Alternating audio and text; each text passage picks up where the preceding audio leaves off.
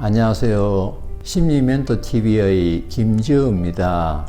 지난 영상에서 감사하기와 관련해서 우리가 좋은 것을 얻고 싶은 갈망으로 인해 억지로 감사하려고 노력하고 있는 것은 아닌지, 그리고 자신의 내면에 감사보다 불만이 더 많은 경우에는 어떻게 해야 하는지에 대해 알아봤는데요.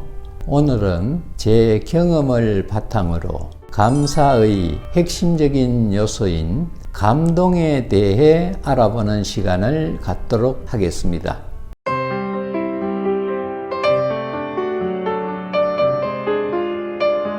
대부분의 사람들은 감사한 삶을 살기를 원하죠. 그래서 감사합니다 라는 말을 자주 하고 감사일기를 쓰는 분들도 많이 계시는데요. 하지만 감사와 관련해서 우리가 반드시 알아야 할 것은 감사를 위한 감사는 억지 감사가 되고, 그렇게 되면 스트레스를 많이 받게 된다는 사실입니다. 왜냐하면 지난번에 말씀드린 대로 그런 감사는 마음 깊은 곳에서 자연스럽게 올라오는 것이 아니라 자신이 더 잘 되고 싶은 욕심에서 의식적으로 감사를 끌어올리려는 과잉 노력에 불과하기 때문입니다. 아마 감사일기를 써 보신 분들은 아실 겁니다. 처음에는 쉽지만 시간이 갈수록 그것이 숙제처럼 여겨진다는 것을 말이죠. 그리고 그렇게 되는 순간 갑자기 우울하거나 짜증이 날 수도 있습니다. 그것은 자기의 내면에 감사보다 불만이 더 많기 때문에 나타나는 현상일 수도 있는데요. 사실 제가 바로 그런 경우에 속한 사람이었습니다.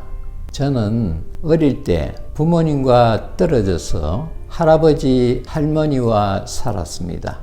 저희 부모님 사이가 워낙 좋지 않았기 때문에 한 집에서 살지 못하고 따로 떨어져서 살아야 했습니다. 그때 제 나이가 5살쯤 되었는데요. 요즘은 결손가정도 꽤 많이 있고, 또 부부가 맞벌이를 하는 경우에 그 자녀를 할아버지, 할머니가 양육하는 경우도 종종 볼 수 있죠.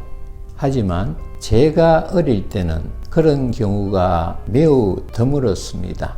물론 부모님이 안 계시는 고아라든가 부모님의 직업적인 특성상 어쩔 수 없이 친척집에 맡겨지는 경우가 들어 있기는 했지만, 그 당시에 제 주위에는 부모님 사이가 좋지 않아서 저처럼 연세가 많으신 할아버지, 할머니와 사는 친구가 아무도 없었습니다. 저는 그 사실이 너무 부끄러웠습니다. 그리고 일찍부터 나는 남들과 다르구나 라는 생각을 하게 되었고, 남들과 다른 것은 좋은 것이 아니라 나쁜 것이라는 관념을 갖게 되었습니다. 아울러 그런 조금은 특별한 환경적인 요인으로 인해 저는 늘 남들의 눈치를 보게 되고, 누군가의 사소한 말 한마디에도 쉽게 상처를 받았습니다. 그리고 사춘기 무렵부터는 정신적인 방황이 심해지면서 열등감이라든지 피해의식, 강박증, 대인기피증, 발표공포증, 공황장애 등등 온갖 심리적인 장애에 시달리며 살게 되었습니다.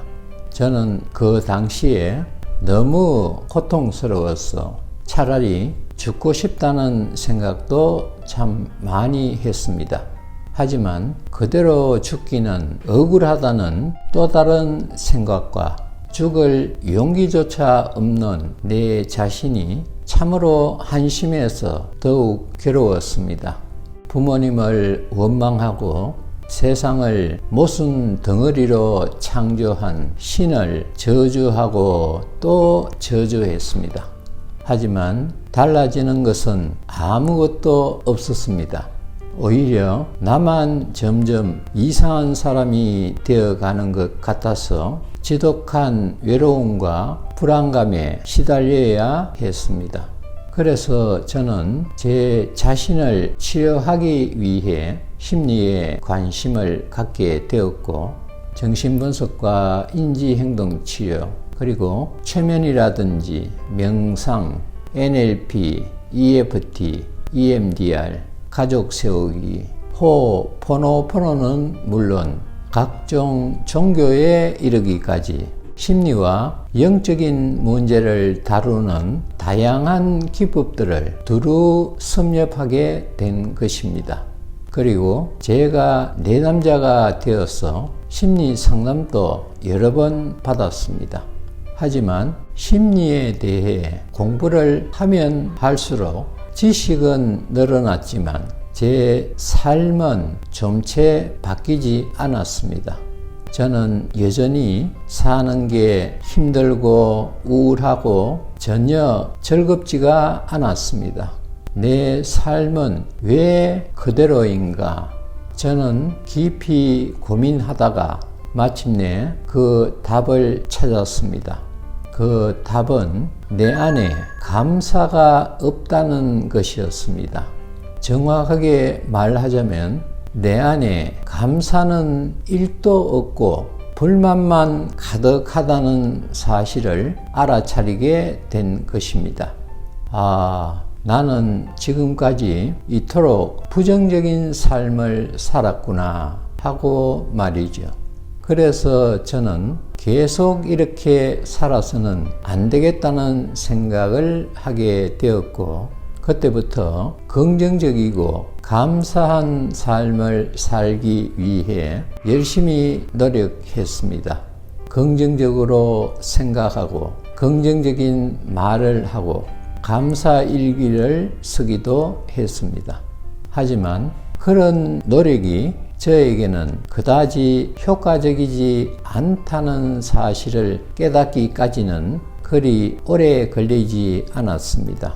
제 내면의 불만이 해소되지 않은 상태에서 긍정적으로 생각하고 긍정적인 말을 하고 감사일기를 쓰는 것이 억지스럽게 느껴졌고 거부감이 들기도 했습니다. 그리고 차츰 지쳐가기 시작했습니다. 그런데 그러던 어느 날 우연히 방송에서 울지마 톤저라는 다큐멘터리를 보게 되었습니다. 그 다큐멘터리는 여러분들도 잘 아시는 대로 지금은 고인이 되신 이태석 신부님의 생애를 다룬 영상인데요. 이태석 신부님은 한국에서 의대를 졸업한 의사이자 가톨릭 교계에서 사제 서품을 받은 신부였습니다. 그리고 얼마든지 편하고 여유롭게 살 수 있었는데도 불구하고 어쩌면 이 세상에서 가장 낮은 땅일 수도 있는 아프리카 수단의 톤저라는 가난하고 척박한 마을로 자원해서 가셔서 그곳 사람들에게 복음을 전하고 병자를 치료하고 학교를 세워서 아이들을 가르치는 사역을 만 7년 동안 담당하셨습니다. 그러다가 지난 2008년 휴가차 입국해서 건강검진을 받았는데 대장암이라는 판정을 받게 되었고, 투병 생활을 하던 중 2010년 1월에 하늘나라로 가셨습니다.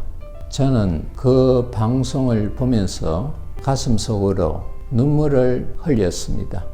그리고 중학생 시절에 슈바이처 박사님의 전기를 읽고 한참 동안 울었던 기억이 제 머릿속에 오버랩되어 스쳐 지나갔습니다. 이게 뭐지? 저는 눈물이 다 말라버린 줄 알았던 저에게 아직 눈물이 남아있다는 사실에 놀라면서 잠시 숙연해졌습니다. 네, 그렇습니다. 그때 저는 감동을 받았습니다.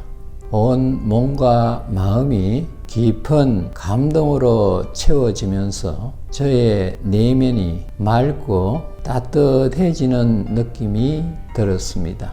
아울러 오직 좋은 것을 많이 얻고 더 잘되기 위한 욕심을 채우기 위해 억지로 감사하려 했던 제 자신이 부끄러워지면서 제 내면의 불만들이 눈 녹듯이 녹아내리는 것을 알아차릴 수 있었습니다. 아, 세상은 아름다운 곳이구나. 저는 그 순간 참으로 오랜만에 온갖 모순과 부조리로 얼룩진 세상을 투명하고 무지개처럼 밝고 영롱한 모습으로 바라볼 수 있었습니다. 저는 그런 체험을 통해 감사에 대한 새로운 관점을 갖게 되었습니다. 진정한 감사는 감동의 바탕 위에서 느껴지는 감정이고, 그렇게 느껴지는 감사는 편안하고 자연스럽다는 것을 말이죠. 그리고 저의 내면에는 감사는 1도 없고 불만만 가득하다고 알고 있었고, 그것이 사실이라 할지라도 감동을 느낄 수 있다면 감사한 마음도 충분히 채워질 수 있다는 확신이 들었습니다. 그래서 저는 그때 이후로 억지로 감사하기보다는 아프리카의 성자라 불리는 슈바이처 박사님이나 이태석 신부님처럼 자신을 희생하며 헐벗고 굶주리는 이 땅의 소외된 사람들을 위해 헌신하는 분들을 떠올리며 자주 감동을 느껴봅니다. 그런 분들을 생각하면 나는 할 수 없지만 나를 대신해서 그런 사역을 기꺼이 담당하시는 그분들에게 진심으로 감사한 마음이 솟아납니다. 그리고 저는 감동은 영혼의 울림이 느껴지는 진실한 감정이고 감사의 핵심적인 요소일 뿐만 아니라 내면의 상처를 치유하는 가장 탁월한 치료제라고 굳게 믿습니다. 저는 심리 상담사로서 매일 마음을 다쳐서 고통스러워하는 내담자분들을 상담하면서 그분들의 내면에 과거의 저와 같이 욕구 불만이 가득하게 쌓여 있다는 사실이 무척 안타깝게 여겨집니다. 특히 감사라는 말조차도 입에 담기를 역겨워하는 분들을 볼 때는 더욱 가슴이 아픕니다. 그래서 저는 상담이 진행되는 과정에서 저의 경험을 그분들에게 이따금씩 들려드립니다. 물론 처음부터 그렇게 하지는 않지만 심리 상담을 통해 다쳤던 마음이 어느 정도 열린 상태에서는 저의 경험을 자신들도 공감할 수 있고 상담자인 저도 자신들의 고통과 괴로움을 공감할 수 있을 것이라는 공감대가 형성되어 심리 상담이 원활하게 진행되는 동기로 작용하기도 합니다. 그래서 상담의 효율성이 높아지고 내담자분들의 내면에 쌓인 불만은 점점 줄어들고 감사가 조금씩 차오르면서 차갑게 굳어있던 표정이 부드럽고 온화하게 변하는 모습을 볼 때마다 저는 그분들보다 오히려 제 자신이 치유되는 느낌을 받습니다. 그리고 그럴 때 감사한 마음이 저절로 솟아납니다. 그것이 저에게는 또 다른 감동입니다. 자, 오늘은 제 경험을 바탕으로 감사의 핵심적인 요소인 감동에 대해 알아봤는데요. 오늘 준비한 내용은 여기까지고 저는 다음에 더 유익한 내용의 영상을 준비해서 여러분들을 찾아뵙겠습니다. 시청해 주셔서 감사합니다.